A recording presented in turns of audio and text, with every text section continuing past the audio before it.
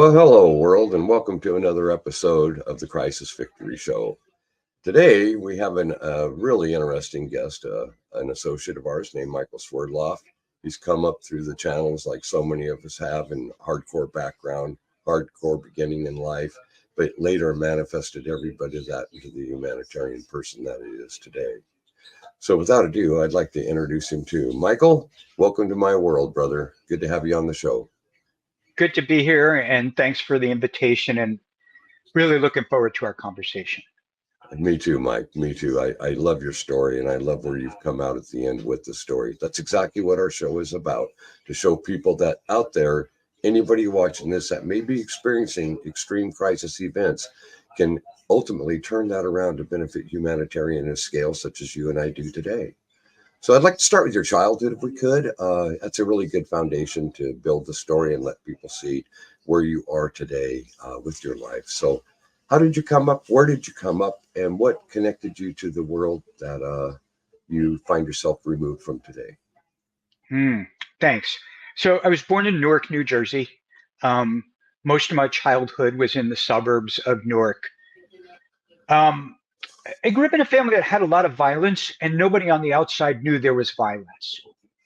My older brother, who was significantly older than me and bigger than me, he was one of those boys that got really fueled by other people's pain, whether it be emotional pain, mental pain, physical pain. He liked seeing people in pain. He liked seeing people scared of him. My parents, they were the first parents in my town that got divorced when I was 10. My dad had cheated on my mom with dozens of women during the time they were married. Following year, my father had a heart attack and died and got brought back to life.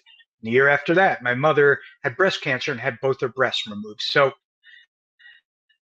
I went from a really short period of time to life made sense to life didn't make sense. And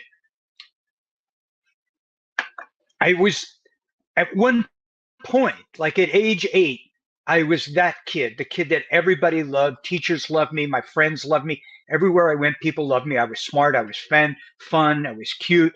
I was playful. I was just great to be around. And by the end of like my 12th, 13th year, I was that kid, the kid that everybody, the parents didn't let them hang around me, and teachers didn't want me around. And I became what I became. And each year through my teens, it progressed. It went from just being a jerk and a wise ass to being a jerk and a wise ass who had fun watching people be embarrassed and liked to embarrass people. Alcohol came in, weed came in, cocaine came in, all the other shit that was around at the time came in. And then became a drug dealer, and I used to run blackjack games in my high school bathroom at $25 entry fee. I got kicked out of 2 different high schools in 2 different towns. I mean, again, I went from somebody who was in the top 1 percentile, like on those fill in the dot national test, to somebody who was failing out of school. Do you attribute that really quickly to the tragedies that your parents were encountering at that specific time in your life, the divorce, the problems that they were exposing you to? Hal, that's what ungrounded and dysregulated me. But the choices I made were choices I made because I saw that my brother was doing them, and people liked him and thought he was cool. And he got a lot of attention for being the way he was. Not blaming him on that, but he got a lot of affirmation for being an absolute asshole. And so he was more of an influencing factor than your parents were. He was. Yeah. When my parents got divorced, I got traded through the courts. Also was the first person in New Jersey at the time that got traded from being with my mother to live with my father. I got manipulated to do that. And David sort of raised me, He was both my protector, he was parentified, but he was also my oppressor, all at the same time, And influencer. And influence. Oh yeah, hell yeah.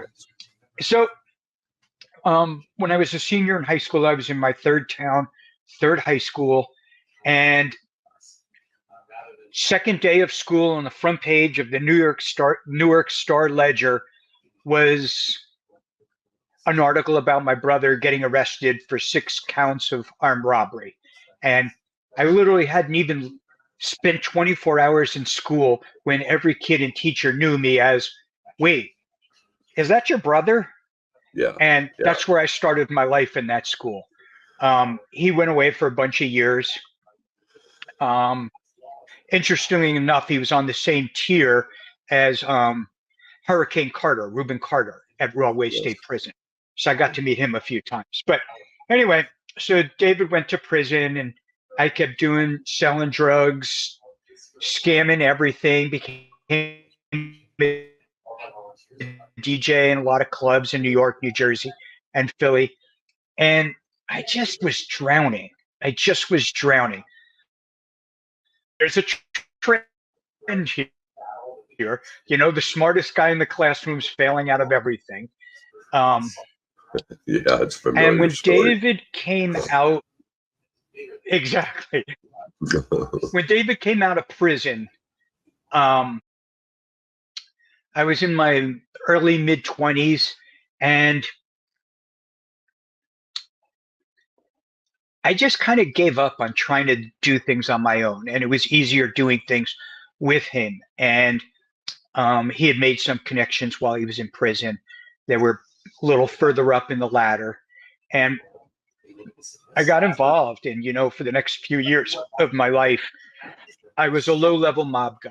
And I was really effective at what I did because I didn't look like the part. So, yeah, so I'm doing my thing. You know, they're sending me out there to work with all kinds of people.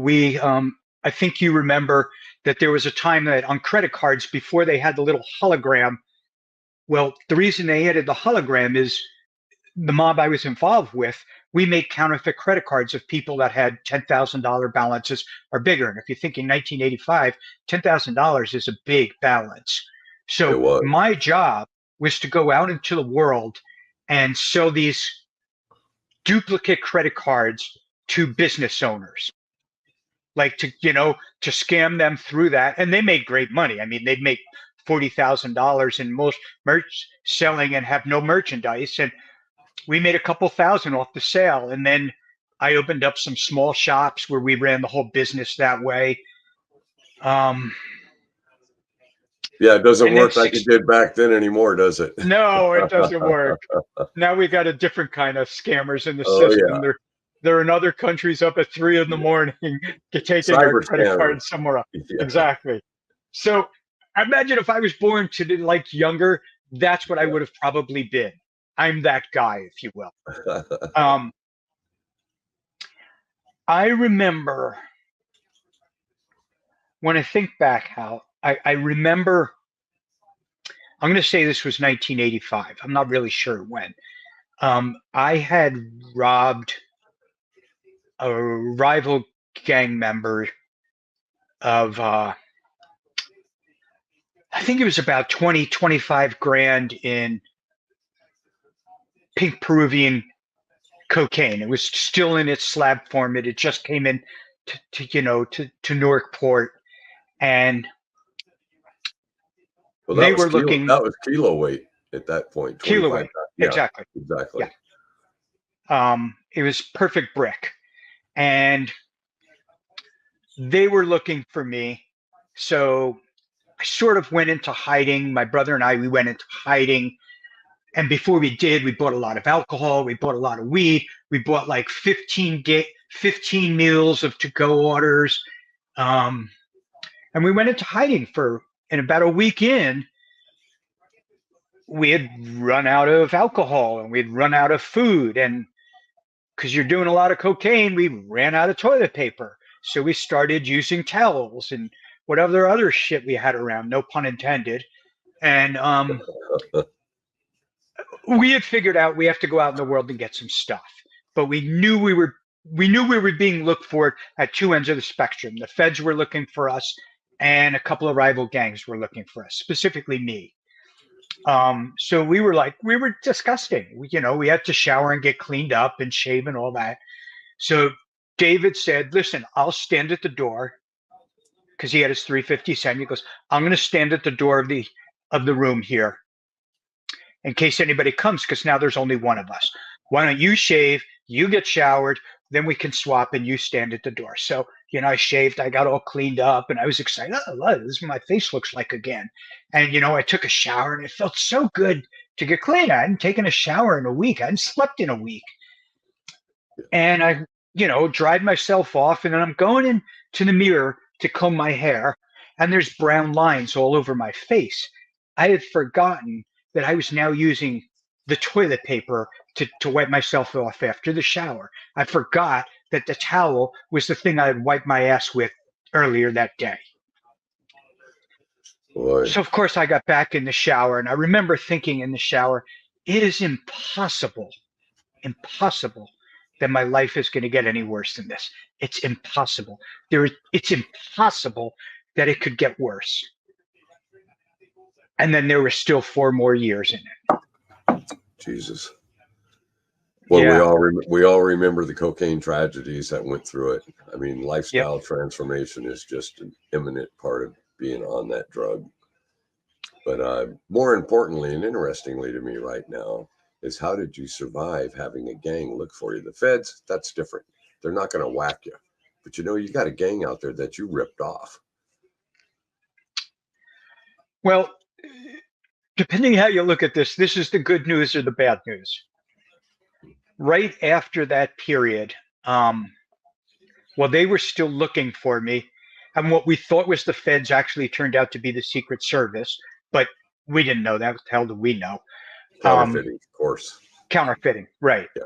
So 62 people got arrested. Well, a bunch of us had got taken interrogated by the Secret Service. They brought me in twice.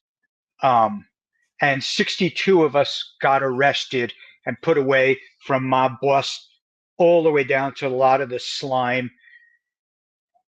I was one of the 3 people that didn't get arrested and didn't get prosecuted. At the time, because of my ego, to me, this is freaking hysterical. I thought it because I was sharper than all the people. When I was, when my life got cleaned up, I figured out I wasn't worth the government's money. I was so pissed off when I figured out that I wasn't worth their time to prosecute. But anyway, my brother was one of the 62 people who went away, and him and the mob boss that was above me and all of the mob bosses above me, they were all gone. So I knew I had no protection at this point. And this is a RICO case, correct? Yes. It was both the RICO and counterfeiting, both. Yeah. It was RICO, and some of the people who was RICO, some of the people who was the bigger people who was RICO, the medium and lower people, it was fraud and counterfeiting. Yeah, target objectives, they break it down like that. Absolutely. Exactly. So what happened is all of my protection went away, but also the people that were after me got also in a separate set of investigations. They also all got put away on RICO. So literally both my protection and the people I need to protect them, they were all gone. Wow. Amazing. And then and I am absolutely certain the next question you're going to ask me is, didn't anybody come after you? And they didn't. I still don't know why. It's not like I hid in, Guatemala for 7 years and had brown hair and, shaved off all this. There's no story. I just changed the scene on where I was. I got a job at Radio Shack, brushed my hair, combed my hair every day, and showed up in a shirt and tie. I hid in plain sight, if you will.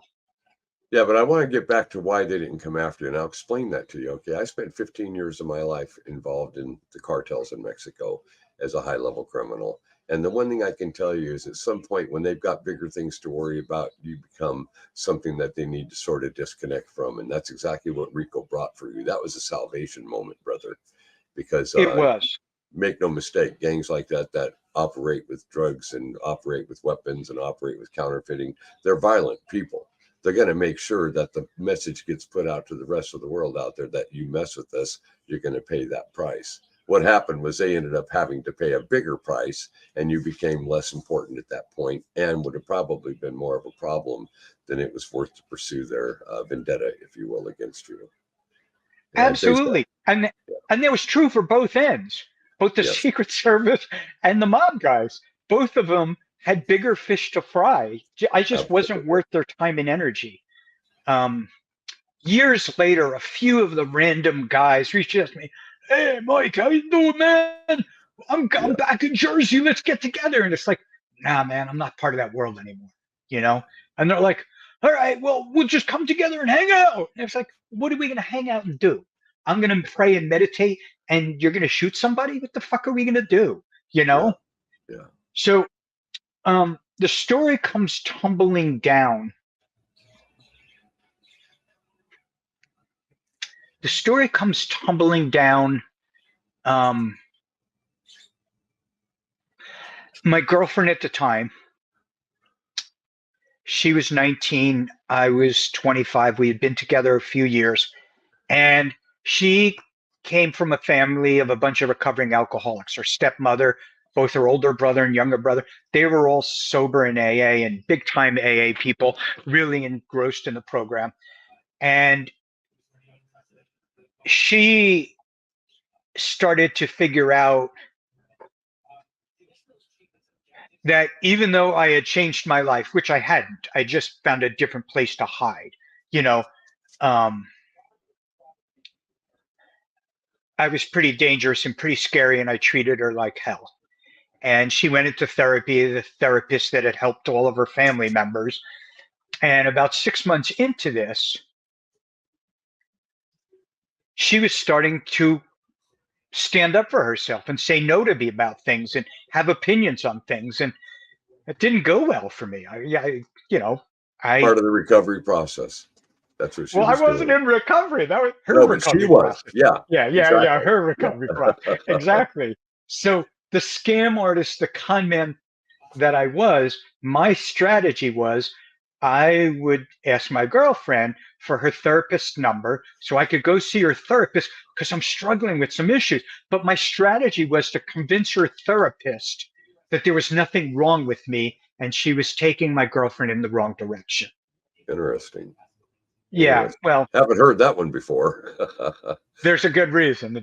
Don't pass it on. It doesn't work at all. Yeah. So I went to her a handful of times, and every time she asked me a question, I didn't know this because it was just a normal part of my life. Anytime she asked me a question, every answer began with something along the lines of, well, I was drunk, or well, I was high, and I was drunk or high, everything. It didn't matter what she asked me. And then I go on and blab and make up some story because all I was doing was trying to manipulate her. And in my mind, blaming it all on drugs and alcohol was a good strategy. What I didn't know is she was a drug and alcohol counselor. And after I came in my 5th or 6th session, I remember we're getting started. And she says, Michael, I met with my supervisor this week and talked about, what's going on with you in your life. And she said that I'm treating a stomach ache with an aspirin. Yes. And I didn't know what that meant. Well, you do, and I do now, but I didn't know what that meant. I said, what are you talking about? She goes, do you think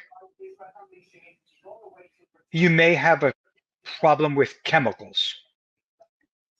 And I got all excited. I was like, oh, now I have an angle. I was like, yeah, I always thought I had a hormonal imbalance. Yeah, I seem to get angry and go through. And with everything, like my girlfriend's doing, I've had to do more drugs and alcohol to compensate. I think you're right. I think you're onto something here. And she broke out hysterically laughing. And then she put her hand on her mouth. She goes, I'm so sorry that she said, that is so unprofessional. And she couldn't stop laughing. She couldn't stop. Yeah. And she said, no, I don't think there's a problem with hormones. I don't think that's the issue. And she started reflecting back to me all the things she had asked me. And everyone started with, drugs, alcohol, drugs and alcohol, drugs, Right. alcohol, drugs and alcohol. She says, I would like to refer you to the assessment counselor at the rehab I used to work at. For you can get an assessment. It's free. Your insurance will cover it. You don't have to go inpatient. You don't have to go in any locked facility. So while she's talking, I'm rewriting my strategy now. Now I have to convince somebody else Yes. that there's Yeah. nothing wrong with me. So she gives me a card. The person's name on it is Lynn. In my mind, I thought she was going to be a cute young girl and I was be able to manipulate her. But Lynn was Linn, was an old guy with a big walrus mustache in his 70s that had been good old fashioned drunk that lost his business and all of that. Yeah. And, we're talking and all that. And he says, all right, the people at Smarty Pants at Harvard came up with these 20 questions of what they think they're yes or no questions on who's an alcoholic and addict and who's not. You willing to give it a shot? And I said, sure.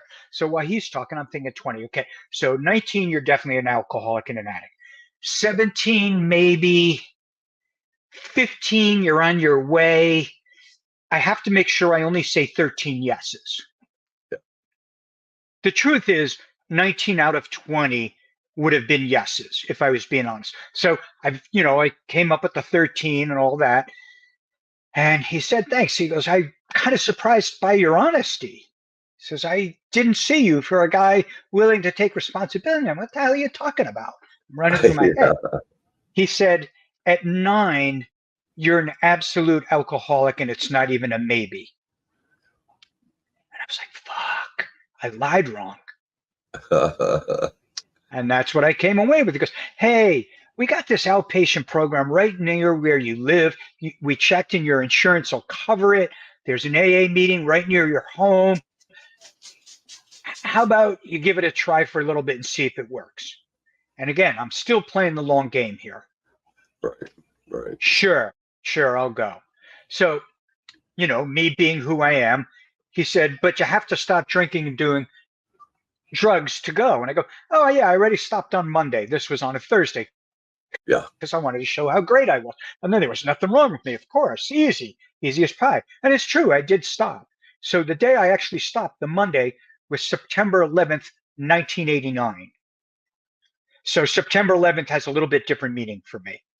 Yes, so I went to the get it. outpatient program and was going to AA and doing all that, blah, blah, blah, blah, blah. I wasn't really trying. I was there just playing the long game, like I said. About 6 weeks later, I lost my shit because I was like, okay, I hated my life with drugs and alcohol, and this is worse. And a whole bunch of things went down. I cut off a cop going like 110 on an interstate, and he came flying after me, came out shooting with his rifle. He ended up escorting me to an AA meeting, and then just a bunch of crazy 24 hours that I didn't do any drugs and alcohol, but I did everything else you could do wrong for yourself in your life. And basically, I ended up trying to kill my girlfriend and drive my car into a tree. I literally was visualizing it in my head. Yes. While we were talking and yelling at each other. And she saw something in my eyes and she just ran in my car, took my keys, ran into her house, locked all the doors, locked all the windows so I couldn't get in. So you talked about the divine intervention of the two sides not being interested in me and me having a clear path. This But was I also round see, but Michael, I also see that her survival mode was also your survival mode. What she was right, doing in the exactly. instant of recognizing what was in your eyes Yep. put you into a different state of how you were approaching it. Because all this time you've been explaining this, I see nothing but denial and manipulating everything over to something else being the cause. Alcohol and drugs. That's all of it is. That's what's creating it. When we both know as counselors today that that's exactly the opposite. We become familiar with our camouflage, if you will, and the lack of acceptance that we are the problem. We are the problem. We keep manifesting this other excuse. So anyway, go ahead and go back to it. But yeah, that was a really good point for the audience to pick up on. Thank you. Absolutely. So I fell asleep on her front steps. And when it got light out, for whatever reason, I tried the door and it was unlocked. So I crawled in, and she's in her room sleeping, and I just crashed on the floor. And a little while later, I heard her on the phone with her, what I assume was her therapist, by the conversation. They're in the kitchen talking. And I'm hearing one side of the conversation. All I kept hearing her say was, if you have the cops come here, somebody's going to probably walk out dead, and it's probably going to be him. We can't have that happen. Interesting.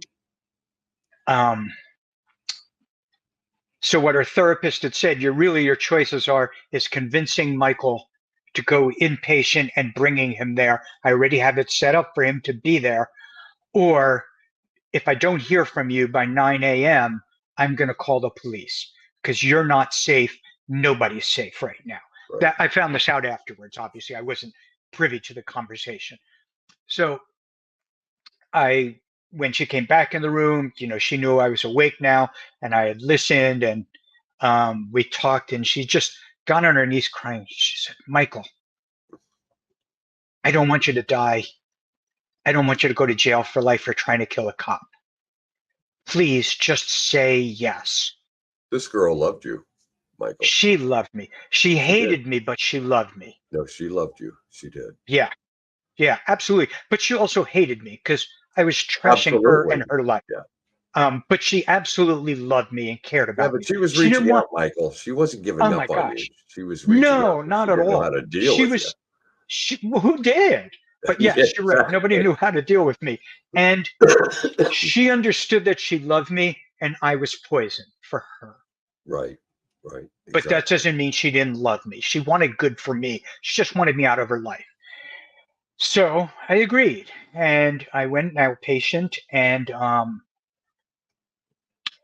here's a surprise. I didn't like people telling me what to do and where to go and where I could go and where I couldn't and when I could and when I couldn't. Turns out I didn't like that. Atypical addict. Yeah, I didn't like that at all. So while I'm inpatient, my brother and one of his friends, not knowing the story, tried to break me out of a mental hospital, and they came with guns. Oh my God. Unbelievable. Exactly. Yeah, you can't make this stuff up. No, that's perfect. I write fiction, Hal, and I could never come up with my life story. And I'm sure the same is true with yours. I couldn't write your life story no matter what story I created in my head. So anyway, nobody had believed my story in AA, in outpatient, and in inpatient. Nobody believed my story because I didn't look like the guy who would do this kind of stuff. And I talked about it so casually. Yeah, and we went to this place and 3 people got killed. 2 women got raped, and we brought 3 of them home with us. And we took them to the Bahamas and returned them 6 weeks later. And I would just say this like it was normal stuff because it was normal stuff. It was normal stuff for me. Absolutely. So we're in the middle of group one night, and the head nurse comes in, taps the psychologist who is my therapist in the shoulders. He whispers in her ear. She looks at me. They both look at me with complete panic in a group with 18 people or 20 people, whatever it is. And then she says, Michael, can you and I have a word outside? And Gina's going to take over the group. And we walk outside, and right outside the door, she goes, your brother and one of his friends is at the front gate trying to break in here, and they're holding the receptionist hostage by gunpoint. Oh my God. What should we do? And I broke out laughing at first. I was like, you just like, oh, come on. I hadn't shifted enough that this didn't seem crazy to me. Do you know what I mean? Like, it just seemed like, oh, yeah, this must be Monday, So they were like, should we call the cops? What should we do? And I'm thinking to myself, you guys don't have a plan for this? Aren't you in locked mental hospital? Trying to break me out. So anyway, I said, can I get on the phone with him? Can you call down the reception? Can I get on the phone with him and talk to him? So I got on the phone with him, and he thought I was taken against my will, which on some level I was by my girlfriend, not by the law, So he leaves. And then she pulls me into her office and wants to check up on me. And I said, do you believe me now? And her eyes are like this, Yeah. like her skin's color. She lost all color. She goes, yes, I believe you now. And she goes, I'm really impressed on how you talk to him, but yeah, I believe you now. So that was the beginning of a something. Somebody believed me. 6 weeks later, they let me out. And by the way, I got put in. Saturday was 35 years from when I got put in the mental hospital. Like my clean day is September 11th, but Saturday was 35 years since I got put in that mental hospital. And Wow, brother. when I got out, Hal, this was my deal. I didn't really learn anything about myself and being in groups and therapy all freaking day and night and all this. I didn't learn anything else except I never, whether it be the cops, the feds, therapists, psychiatrists, judges, I don't want anybody to be ever able to tell me what I have to do. I will avoid getting back into a mental hospital under any circumstances. So I went back to AA and I got involved for real and went to an outpatient program and got involved for real and was in therapy twice a week for almost 3 years while all that other stuff's going on, and I had a full-time job. Well, I got a question for you, Michael. Was your girlfriend still involved in your life at this time, or had she already departed? Oh, yes, such a great question. Thank you. I forgot that. They wouldn't allow me. They made me an agreement on me leaving that I couldn't talk to her for a year. Interesting. And she accepted those terms, and she was good with that? Well, she was good with it because she already moved on and had 2 boyfriends by the time I came out. So she was great with that. She was like, oh, thank God, we got rid of them.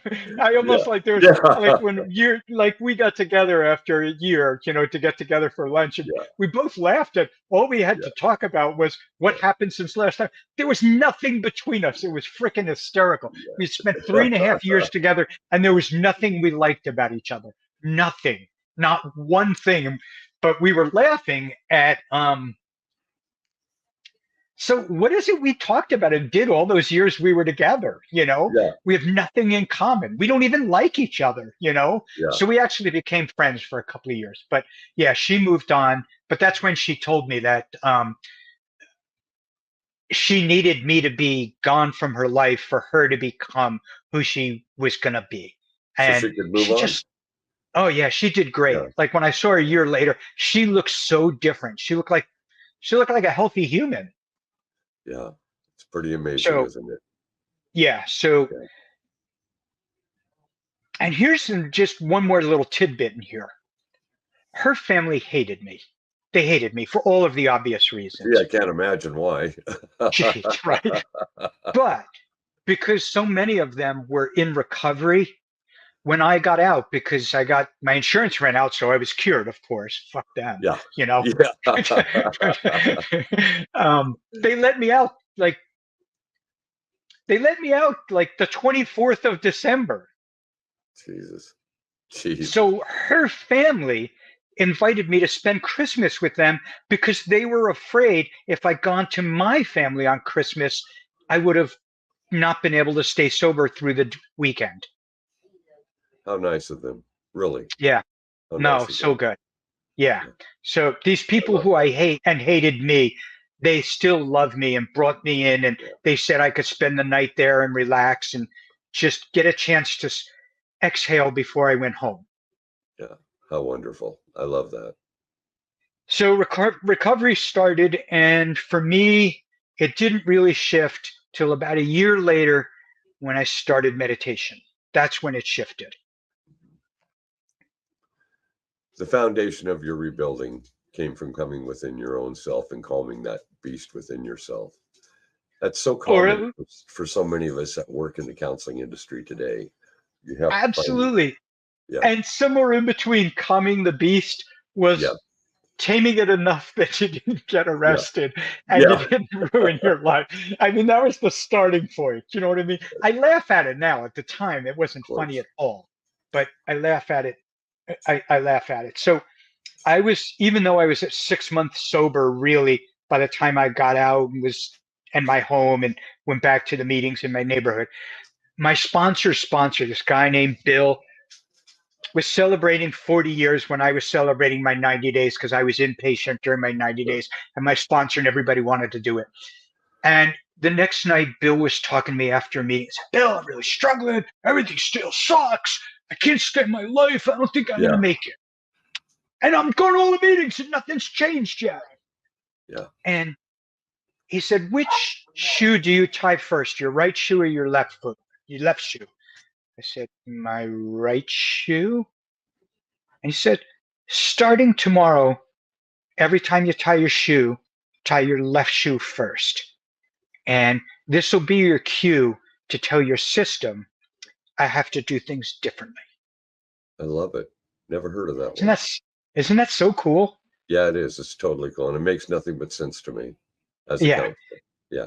Yeah. So redirect the path. Redirect, as the activists say, interrupt the process. Interrupt the process. Redirect the right. path. Yeah. Redirect, same thing. So, from there, a few years later, I met who was eventually my spiritual teacher and Reiki Master in 1995.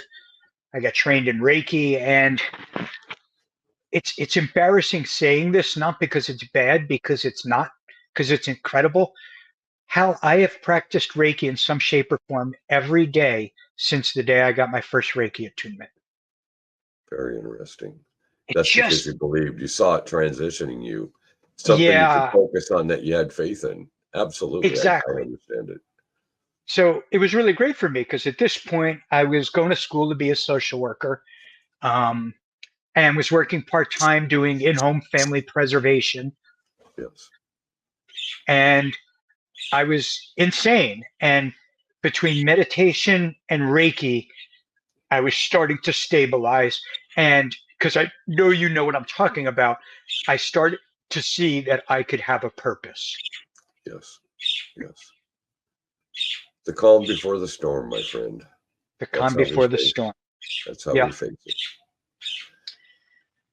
I don't know, Michael, if I ever told you or not, but my turning point was when I ended up in federal prison. I was primary target of Operation Northern Exposure in the Pacific Northwest. 91 to 94, I was the largest cocaine trafficker in its history ever.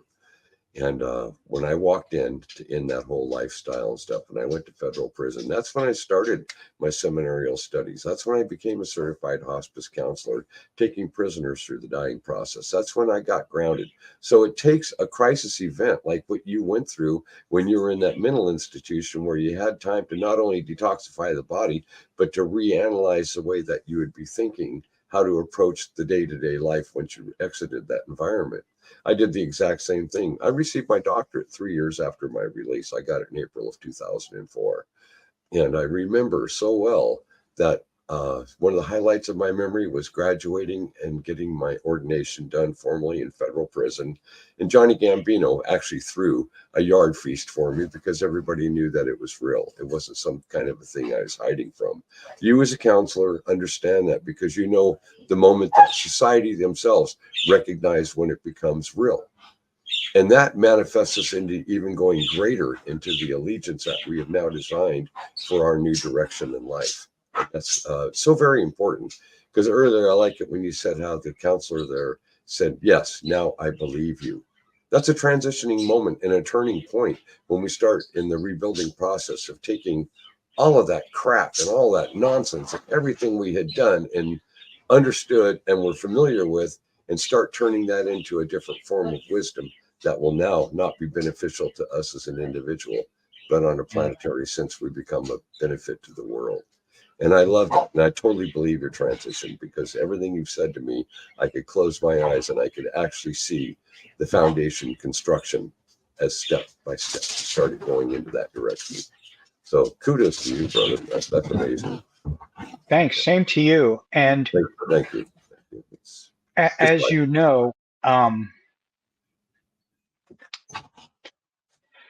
in the beginning, we think we're further along than we are. Yes. Yeah, because it's relative to where we were. Like I remember thinking I was this, a couple of years sober. I'm meditating for a year now, and my whole 6 minutes of meditation a day, and I'm thinking I have all the answers. I'm now it because it's new. Because it's new, and the people I left were like this level, and now I was around recovering people, which most of them aren't that much further along. So I thought I had arrived. It wasn't until I lived several years later in the Midwest when I realized when you're not around people that are alcoholics, addicts, and criminals and gangbangers and hustlers, how even 6 years clean, how out of balance I was with most people out in the world. Well, Michael, even 6 years clean, it was still new. It isn't a time. Yeah, exactly. And when you did the environmental shift like that, that's how you recognize the newness to it. It's just amazing. I totally get it. Totally get it. I hope the people listening right now are getting it too, because that's so important for them to realize what it takes to transition, what it takes to change, what it takes to break the mold of something that we are familiar with, and to be able to accept the radical change that's about ready to come into your life. And that's exactly how the foundation of a monumental life existence starts to begin.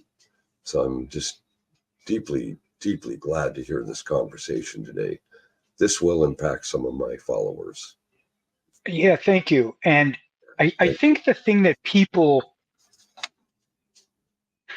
both professionals and sponsors and spiritual mentors and the whole list of people, I think they leave out how much stamina it takes to change. Oh, yes. Like they always talk about commitment and shifting your life, but they don't talk about the stamina. It takes stamina. Yeah, it sure does, doesn't it? It just does. And I'm, without you sharing, we talked a couple of weeks ago on the phone, last week on the phone, and today I've gotten some little bits and pieces, but the external changes can happen pretty quick, but the internal changes, they just don't happen quick. And the problem with influencer culture is the influencers often are people that were already fine, that grew a little bit, and they talk about that it only took them 6 months or 2 years. Well, that applies to people that are almost already fine. Sometimes people that are really struggling don't get an accurate portrayal of what this takes to do wholesale shifts internally.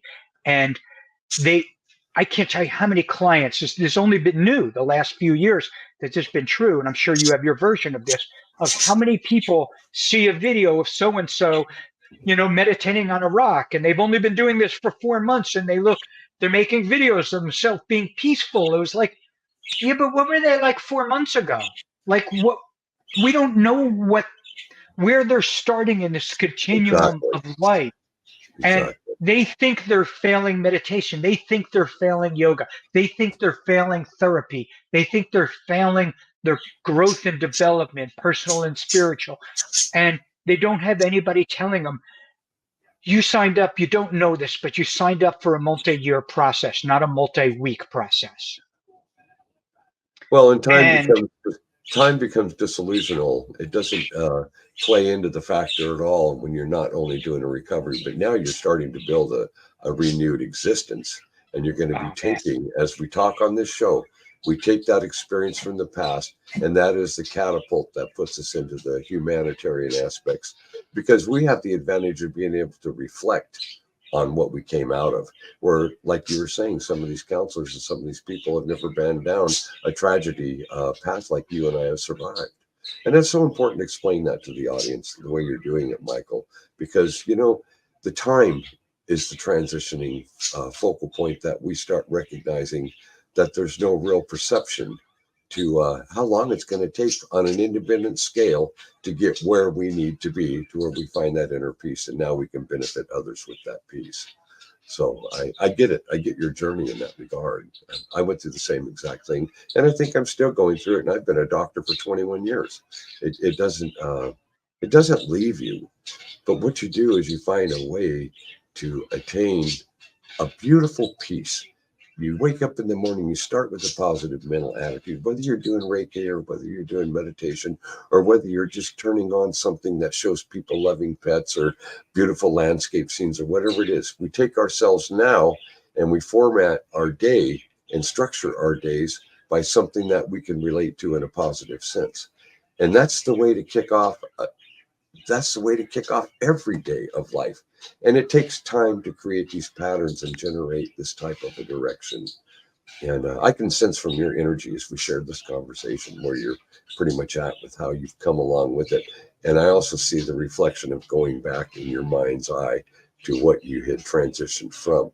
And I do the identical thing every single day because that past will never leave us, brother. It will never, ever leave us. But we can sure make peace with it and take that wisdom and benefit humanity like we're both doing today. I love it. It's beautiful. It's great. Can I share two experiences that I've had along the way that to me, they humble me? Absolutely. Please do. So I was, this was right before, like I'm saying, like a month or two before I left Radio Shack to go be a social worker. I had just been trained in Reiki, and there was this young 19-year-old girl that worked for me. I got stuck with her. She was working at another store and they didn't have her, so I gave her to me. We couldn't stand each other. We just couldn't. We didn't just dislike each other. We actively disliked each other. And and one morning, I'm getting everything set up in the back room, getting everything lined up to go. She crawls in under the gate in the mall, to the store and comes in, and she comes into the back room. And I like to refer to her as Amy the Bleach Blonde, because she didn't have her shit together enough that you couldn't see that she didn't have blonde hair. Yeah. And that's the way it always was. And she wore a lot of makeup and, she's very into fashion. So she comes into the back room, she sits next to me on the chair, she starts crying and her face is full of makeup. And I remember thinking, again, at this point, it's not like I was brand new. I was 6 years sober, whatever it was. And she tells me that she just came from the oncologist and they confirmed everything and she's going to start chemo and radiation. She's 19. And she brought that to you. Interesting. She literally left the office and was coming to work. But yeah, she brought it to me. Yeah. And I remember at the time thinking, oh God, I have to listen to her for 5 minutes, talk about her cancer and her life. I was like, isn't she going to shut up soon? Yes. And that's what's running through my head. And I tuned back into the conversation and she said, since I knew I was going to the doctor this morning, she said, I was up changing channels on cable all night, just looking for something. I don't know what I was looking for. And around 3 a.m, I ran into some channel somewhere that was doing some documentary on spiritual healing and energetic healing or something like that. She said, I watched the whole show and they were doing these amazing things. People were putting their hands on other people and healing them. And she said, I don't believe in God. I've never believed in God. In fact, I hate God. But I prayed to God that somebody would show up that knows how to do this. Wow. And I'm like, fuck. Yeah. I'm screwed. I can't not say something. And I said, well, I was just trained in Reiki recently and I don't really know how to do it. And I've only done it on myself except during the class, but if you want it, I'll do it. Yeah. And she got quiet. She goes, please, would you do it? And I said, well, I'm going to have to put my hands on your head and your shoulders and sit behind you. And again, I don't really know what I'm doing. And I didn't. I wasn't exaggerating. And she said yes and stood behind her. I connected to Reiki. My hands over her head. and I felt the energy. Yeah. And It's a I great felt realm. everything shifted. Yeah. Her whole being shifted. I couldn't even see her face, and her whole being shifted. And I put my hands on her shoulders. Everything relaxed. Her breathing relaxed. Her pulse relaxed. Her everything inside of her shifted. And I was freaking out because it was like, what just happened here? Yeah. And it stopped. So I went and sat across from her, and I realized then she had her eyes closed and she didn't know I was in front of her. And I said, Amy, you can open your eyes now. And she looked at me really strangely. And I said, what's wrong? She goes, I still feel your hands on my shoulder. Yeah. Okay, this is creepy stuff. So anyway, I'm going to fast forward. She shows up at the store one day, a couple of weeks later. She wasn't scheduled. I'm in the back room. She comes in and she just runs in and hugs me. Yeah. And she starts crying. And she said, I've just been to my second appointment to the oncologist. I asked them to run all the tests again. They can't find any cancer anywhere in my body. Almost like chakra therapy, Reiki therapy. Yeah.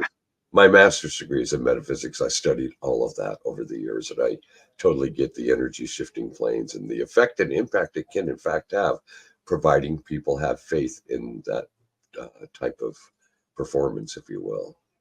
And her faith had become established that day when she thought your hands were still on you. Yeah. On her. Yeah, that was exactly. Yeah.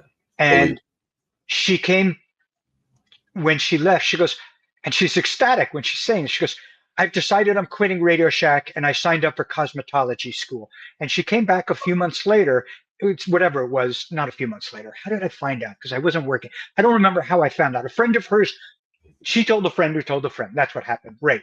And she graduated cosmetology school and got a full-time job. And like her course changed, my course changed. Yeah. And I was so humbled by not that I did something. What it really felt like to me is I didn't ruin something that was precious. Like it was happening, and all I had to do was not ruin it. I like that. That's a great way to interpret that and share that. I didn't ruin something. I'm doing something good. Yeah. Something beautiful was happening and I didn't ruin it. So the second one was, let's fast forward. I'm living in Madison, Wisconsin. I worked for the Urban League of Greater Wisconsin. I was working at a program at one of the middle schools, working with kids of color on trying to narrow the achievement gap. And the Urban League had gotten a grant from the federal government to run this program for around Martin Luther King Jr. And I had interviewed, so I was staying at the school I was working at, but I was also going to be the coordinator of this program. What a great name for a program. Achieving Greatness through Service Coordinator. I was like, yes, I want that job. Don't get no better than that. Yeah, exactly. So my agreement with the program manager was, okay, yeah, sure, I'll get involved and help coordinating the activities of Martin Luther King Jr. Day, and I'll work with a bunch of teams in Madison, and together we'll collectively come up with the programs and find the service programs in the afternoon. I said, but I'll only say yes if you let me do a protest march with the kids. And he looked at me and goes, sure, kind of like, well, okay. So here's the thing. On Martin Luther King Jr. Day that year, 450 kids were walking in 3 feet of snow in 21-degree weather while we're blanketed in snow, chanting and holding signs. They did all the chanting. They created all the signs. They created all the program. And I remember thinking to myself, this is the first time in my life I've achieved greatness, and I'm just going to move to the back of the line. Beautiful. I'm just going to get out of the way. And it was like, oh. Yeah, the moment belongs to them. And that's what you saw. Theirs. Yeah, it's theirs. Right on, brother. That's good. Yeah, those are 2 life-changing moments, because what happens is we become aware when something of an extreme circumstance like that confronts us. And like you said, when the girl first came in there and how your feelings were about her, and then the moment of change when you came around in front of her and she thought you were still holding her. still touching her. Your hands were on her. That changed you right there in that instant. You started to not only believe, and you probably at some extent did believe before that, but now you really believe because now you've seen an evidentiary action to what you were channeling to her. And then the second And thing, when you see those yeah, kids in that, to watch them do that. And yeah, you played a significant role, but you gave the role back to them. That's what we do, brother. That's what we do. And I love that's what that. we do. And That's what we do. like, besides all of the other things that you and I share as gifts and talents and Yeah. all of that, I think something that folks like you and I have that's incredibly special is pretty much everybody who we sit down and talk with, we're Yes. not going to flinch at their story because of our stories. Yeah, that's exactly right. And you know, the other part of this is we truly love every one of them. Oh my I gosh. carry the deepest love in my life for everybody that's God's put in front of me. Every one of you yourself, Michael. Look at how we're bonding right now. Isn't that remarkable? Because we've been Yes. there, done that, but now we know this better place. And that's what I love about my show. I love the fact that we can take people and we can introduce them to this. You know, you and I were badasses. We came up in hardcore backgrounds. And, you know, for the last, I don't know how many years it's been for you. I'm in my 23rd year of doing nothing but paying back and giving back based on what was done and what transitioned me at a certain time in my life. You know, when I was in federal prison and I was doing my seminarial studies, I don't know if I ever shared this with you or not, Michael, but by then I was certified hospice counselor, taking fellow prisoners through the dying process. And during that 2.5 years of getting my certification and doing my seminarial studies, I did most of my studies in those death rooms, holding on the hand of a man taking his last breath, alone in the world. They don't have friends or family visiting them. They're dying in a cell, and they're dying with a fellow inmate present with them that actually loves and has compassion for them. And it was just such a significant transition to do seminary in that environment as a fellow prisoner myself. And I remember when I got transferred out of there and was sent to Leavenworth for my last year, and I was able to carry the love and the joy. And in Leavenworth, I worked the education department. I took those skills and those talents, plugged into hospice in Leavenworth out in the community, and we started training inmates in the art of caregiving for other people. And I did 4 10-week courses during that time where we certified prisoners who used to carry anger and used to have fear about going back into the world. Yet all they thought about every day was getting back to the world. And you understand Mm. this, you've been in a lockup situation. But instead, they left in comfort and joy. And it was one of the greatest achievements of my life. I've never, ever, ever found anything that matches even close to that. Watching people change. That day on the march, in the weather, watching their motivation, seeing that it's transitioning and changing them, bringing them together in unity for a similar cause, but they cared about one another. And then they see you, the person that orchestrated it, step back and give them the show. And brother, that's what it's always going to be about. Well, listen, we're Mm. ready to wrap up the show. So if you have any closing comments, I'd love to hear them now, brother, because I can't thank you enough for the enlightenment I got from your interview today. I'm just full of joy right now. And I owe that to you. And I love you No, for it. likewise. Just a mirror, man. Just a Yeah, mirror. You're it's just mirrors amazing. for each other. Again, just want to repeat the same thing. The stamina. You just, we can't assume that with the YouTube videos and TikToks and Netflix documentaries that happen to somebody that happened in one episode, Yeah, it's just not realistic. no, It takes stamina. yeah. It takes, it even takes more than that, I think, brother. It takes absolute Yes. self belief in yourself. You've seen where you've transitioned. Now you know what to do with this new way of in our walk in life. And before we close, too, I want to introduce Pete Turner also to the audience out here because Pete Turner has the Break It Down show. He's my co-producer on the show. Hi there. Hi, Pete. There he is. You know, this is a man that was a spy for our country, operated in foreign countries at great risk to his life and to himself. And folks, the Break It Down show that Pete Turner has is absolutely amazing in its own right, too. He interviews some very interesting people. A lot of us veterans have been on the show that we're still dealing with high level PTSD type of events in our day to day life. And Pete, you know, I love you with all my heart, brother. You know, you're just an amazing brother to me. And I hope you don't mind me giving a shout out about the Break It Down show, because I so believe in it. And I hope that you get Mike on your show. He would be a great guest for your audience. Michael, if you would consider it someday, because Pete's got a good show. So Michael's been on my show. How about that? I've been on his oh, show. I didn't even know that. That's wonderful. Well, there you go. You already know how his show is. Yeah. Yeah, it's I love really your great. show, Pete. Yeah, it is. Well, brothers, at the conclusion of our show right now, I want to thank you, Mike, for coming on to the show and sharing such a beautiful, beautiful story. And you know, that's what we're all about, sin to redemption. And anybody can do it if guys like you and I can do it. Good God, look at what we went through, how we came up. I mean, and look at us today, full of joy, sharing a good word to the world on a humanitarian basis that will hopefully show somebody today that watches this that they go, God, man, those guys, boy, I mean, they were badasses. They went through the stuff, but look at what they did. Man, maybe I can walk in and do the same thing. That, ladies and gentlemen, is the conclusion of today's show. We thank you for coming to the Crisis Victory Show, and we hope that this episode today with Michael gives you a direction and gives you encouragement to take the same path that Mike and I did. Mike, nothing but love for you, brother. Likewise, man. So grateful to be a guest. Yeah, it was a wonderful having you. You take care of yourself, and let's keep in touch. Thanks. Likewise. Okay, folks. Well, that wraps up another episode today, and I'd like to take this moment to thank each and every one of you for taking your time to catch our show.